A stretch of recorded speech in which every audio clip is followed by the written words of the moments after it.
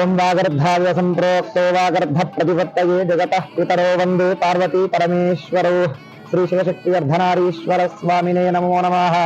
श्री श्री श्री शिवशक्ति अर्धनारीश्वर स्वामी మరియు హేమలాంబ రేణుకా ఎల్లమ్మ తల్లి దేవాలయం భగవద్భక్తులందరికీ తెలియజేయనిదేమనగా రాబోయేటువంటి శివరాత్రి అనగా 26 బుధవారం నాడు మన దేవాలయంలో అంటే తృతీయ వార్షికోత్సవము మరియు మహాశివరాత్రిని పురస్కరించుకొని మన దేవాలయంలో విశేష పూజా కార్యక్రమాలు నిన్ననే ప్రారంభమయ్యాయి.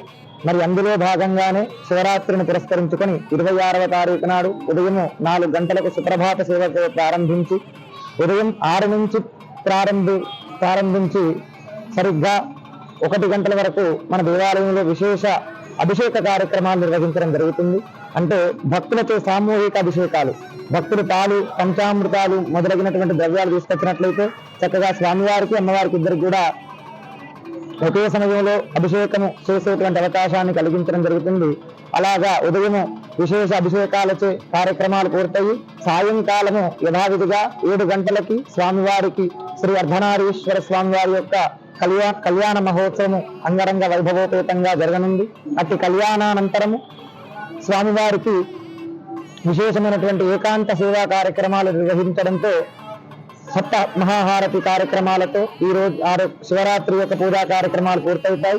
తర్వాత మరుసటి రోజు చాలా విశేషం మన దేవాలయంలో. ఎందుకంటే గనక స్వామివారికి అభిషేక కార్యక్రమం నిర్వహించడం జరుగుతుంది. అంటే నిజరూప దర్శనం అనేటువంటిది ఉంటుంది. సంవత్సరానికి ఒకసారి మాత్రమే అటు కార్యక్రమం నిర్వహించడం జరుగుతుంది. ఏంటంటే గనక మనం సాధారణంగా ఏ రోజు దేవాలయానికి వచ్చినా కేవలము స్వామివారిని అలంకర సహితముగా చూడడానికి మాత్రమే అవకాశం ఉంటుంది. అంటే అలంకరణ చేసి ఉంటారు, స్వామివారిని అట్లా దర్శించుకోవచ్చు. కేవలం సంవత్సరానికి ఒకసారి మాత్రమే అంటే శివరాత్రి అయినటువంటి మరుసటి రోజు నాడు స్వామివారి యొక్క అలంకరణ అంతా కూడా తీసివేసి వస్త్రాలు వేసి అభిషేకం నిర్వహించడం జరుగుతుంది. సహస్ర కలశాభిషేకము మరియు విశేషమైనటువంటి ద్రవ్యాలచే 108 పసుపు కుంకుమలకి అభిషేక కార్యక్రమాలు నిర్వహిస్తారు.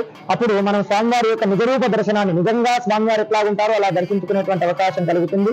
కావున భక్తులందరూ కూడా చక్కగా శివరాత్రి నాడు మరియు శివరాత్రి అయినటువంటి మరుసటి రోజు దేవాలయానికి విచ్చేసి జరగబోయే విశేష కార్యక్రమాలన్నింటిలో కూడా పాల్గొని స్వామివారి యొక్క మరియు అమ్మవారి యొక్క అనుగ్రహానికి పాత్రలు కావలసిందిగా మనవి చేస్తా ఉన్నాం. స్వస్తి.